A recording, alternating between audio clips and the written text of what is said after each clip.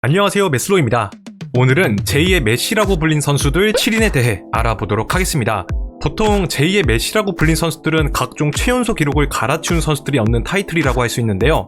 하지만 유망주 시절에 봤던 기대만큼 성장하지 못하고 결국 잊혀져 버린 선수가 굉장히 많습니다. 오늘 영상에선 이러한 선수들이 대거 등장할 예정이고요. 추가적으로 해외의 사례들을 다루는 만큼 제2의 메시 중 한 명이었던 이승우 선수는 이 주제에서 과감히 제외했다는 점 양해 부탁드립니다.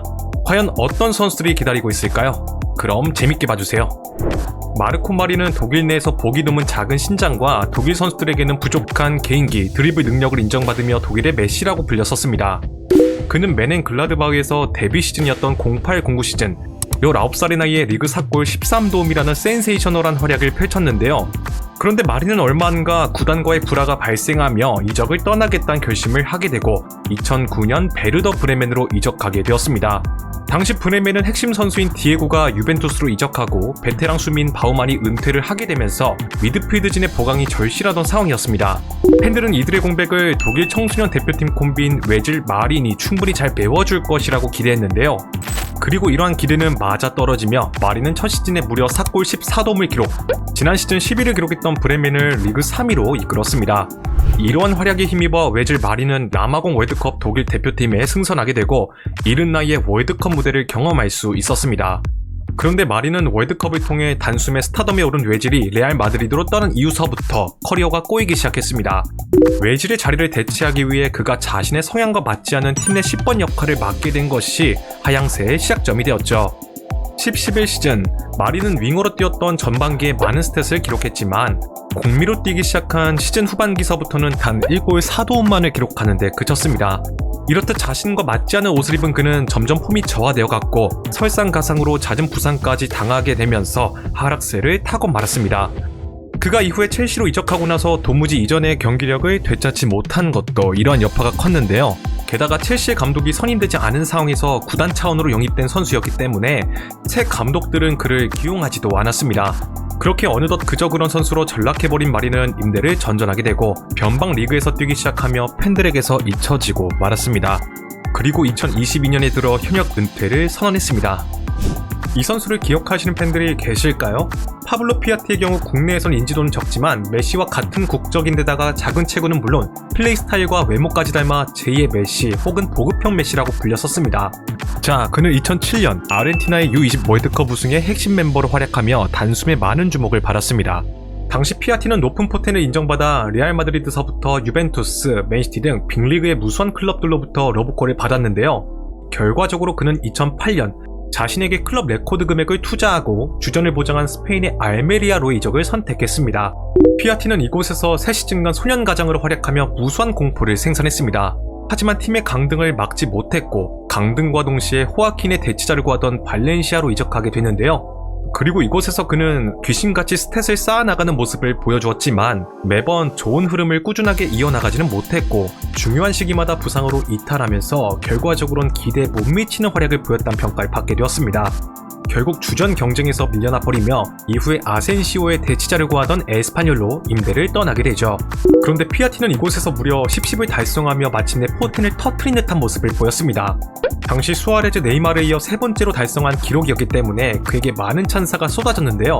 하지만 이는 냉정하게 보면 당시 에스파뇰이 강등권 싸움을 펼치던 하위권 팀이라 사실상 플레이메이커인 피아티가 중심이 되는 전술이 짜여져 있었기 때문에 그가 수많은 공포를 기록할 수 있는 환경이 조성되었던 것이었습니다.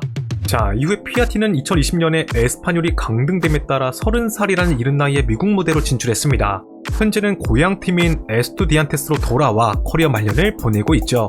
그래도 그의 경우엔 라리가 무대에 확실한 족적을 남긴 수많은 제2의 메시들 중에서 성공한 편이라고는 할 수 있겠지만 기대치만큼 성장하지 못한 것과 대표팀에서 뚜렷한 두각을 나타내지 못한 건 많이 아쉽다는 생각이 듭니다.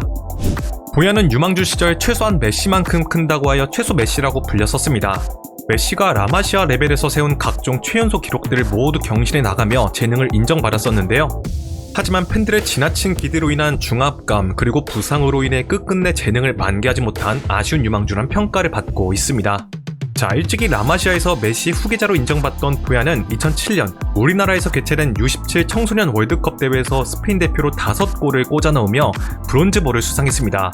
그러자 구단은 망설일 것도 없이 그를 곧바로 1군 명단에 올리며 데뷔를 시키게 됐는데요. 그리고 07-08 시즌의 백업 공격수임에도 불구하고 리그에서 두 자릿수 득점에 성공.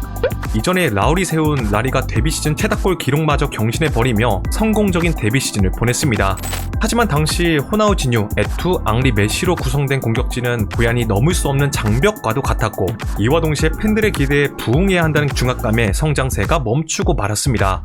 결국 팬들의 시선에서 멀어질 수 있는 곳을 찾던 그는 스승 루이스 엔리케가 이끄는 AS 로마로 하나 약 190억 원에 이적하며 이곳에서 반등을 노리겠다는 결심을 하게 되죠. 그러나 스승인 엔리케는 주로 스트라이커와 세컨 스트라이커로 뛰던 그의 성향을 전혀 파악하지 않은 채 주구장창 윙어로 기용했고, 이는 보얀의 폼 저하를 가속화시키는 데 이르렀습니다. 그렇게 그는 급격한 하향세를 보이기 시작했는데요.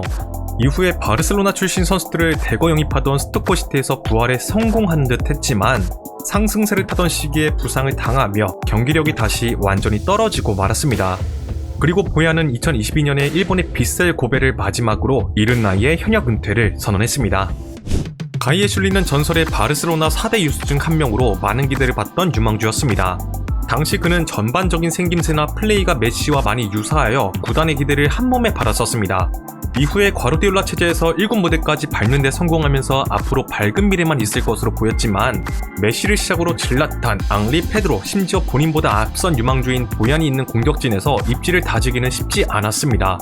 그렇게 그는 바르셀로나 B팀에서 주로 시간만 보내다가 출전 기회를 찾아 2010년 호기롭게 맨시티로 이적했습니다. 그런데 맨시티로 이적은 악수가 되어버리고 말았는데요.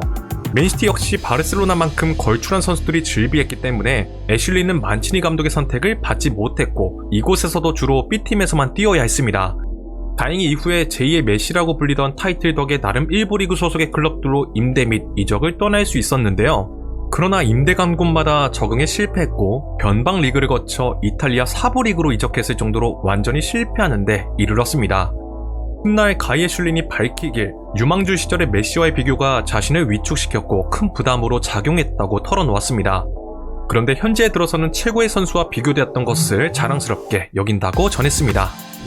사실 빌바오에서의 그의 활약을 보면 제2의 메시 중에서는 그나마 성공을 거둔 선수라고 할 수 있을 것 같습니다.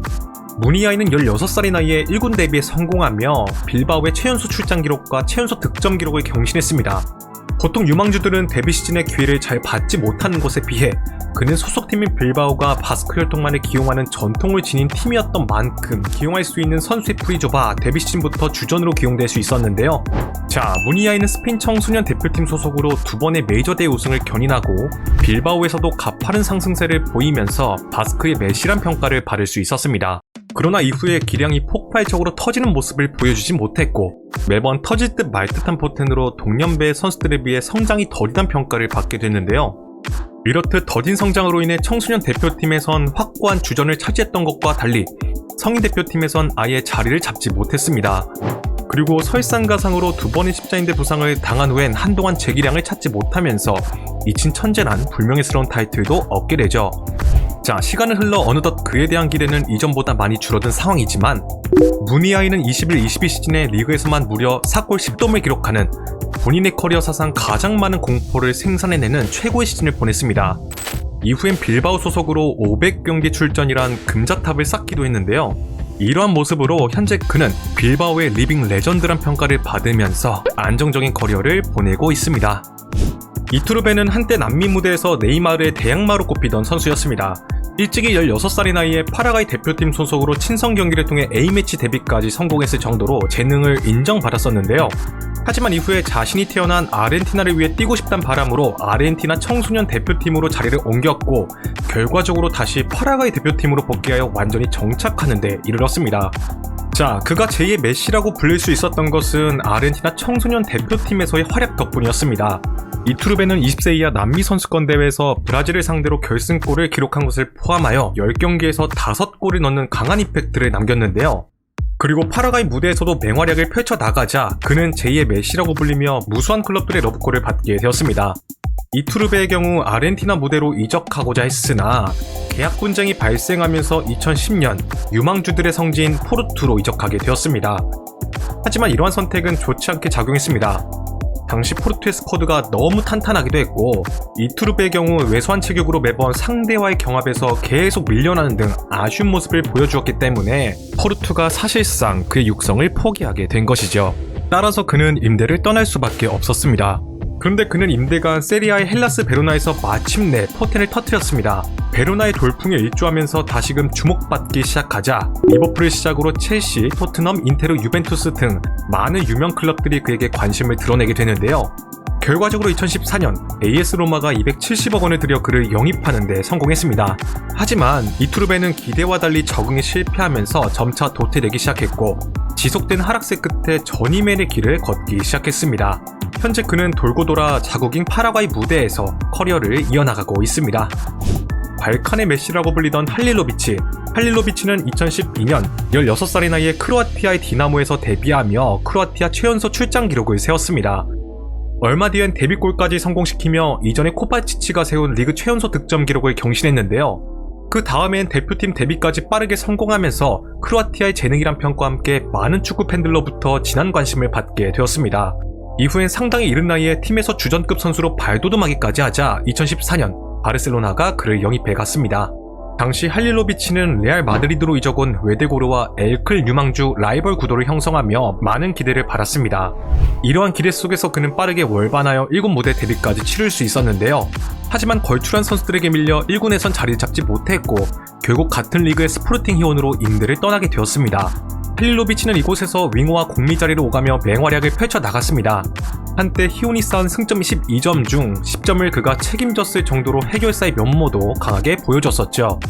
그렇게 가능성을 보여준 채 바르셀로나로 금이 환영하게 되지만 이전과 마찬가지로 출전 기회를 전혀 잡지 못하게 되면서 함부르크로 완전 이적하는 데 이르렀습니다. 그런데 히온과 달리 함부르크의 상황은 매우 좋지 않았습니다. 강등권 싸움을 펼치고 있었기 때문에 유망주에 불과한 그에게 많은 출전 기회를 줄 수 있는 상황이 아니었는데요. 결국 아까운 시간만 보낸 채 라스팔마스로 임대를 떠날 수밖에 없었습니다. 하지만 이곳에서 발목 부상을 당하게 되면서 꽤나 장기간 이탈하게 되고 폼이 완전히 바닥을 찍는 데 이르게 되죠. 자, 훗날 밝혀지기를 할릴로비치는 이 시기에 자신을 증명해야 한다는 압박감과 경기에 나서야 한다는 조급함에 쫓기고 있었다고 합니다. 그만큼 멘탈적으로 불안정한 상태였는데요. 그런데 이후에 에이전트인 아버지가 지나친 월권 행위와 돈만 쫓는 선택들을 해왔다는 사실이 밝혀지면서 할릴로비치의 하향세 원인이 추가적으로 밝혀지게 되었습니다.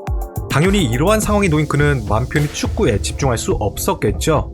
그렇게 할릴로비치는 어느덧 팬들 사이에서 잊혀지고 말았습니다. 그는 현재 네덜란드 포르투나 시타르트에서 뛰고 있습니다. 아직까지는 어린 편에 속하기 때문에 과연 이곳에서 부활에 성공할 수 있을지 지켜봐야겠습니다. 이렇게 보면 제2의 메시라고 불린 수많은 선수들 중에서 엄청난 성공을 거둔 선수는 없는 것 같습니다. 제2의 메시란 타이틀의 무게감이 선수들에게 아마 엄청난 부담으로 작용하지 않았을까 싶은데요. 혹시 여러분들은 더 떠오르는 선수가 있으신가요? 댓글로 의견을 공유해주시면 감사드리겠습니다. 자, 오늘의 영상은 여기까지입니다. 재밌게 보셨다면 좋아요와 구독을 부탁드리며 다음에는 더 재밌는 컨텐츠로 찾아뵙도록 하겠습니다. 감사합니다.